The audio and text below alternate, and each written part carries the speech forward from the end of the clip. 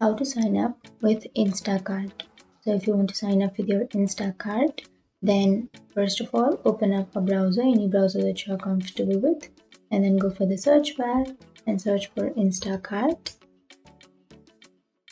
And after searching, here on the first search, you will have www.instacart.com.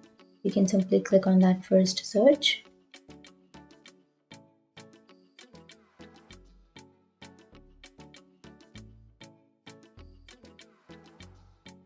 Now you can go for sign up, which is on the upper right corner.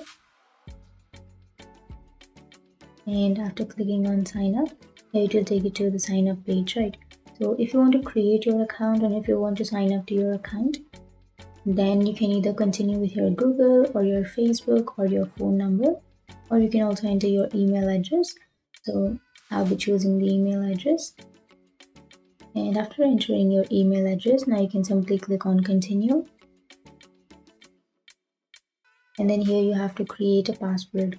So the password must be at least 8 characters long. And after creating your password, you can simply click on continue.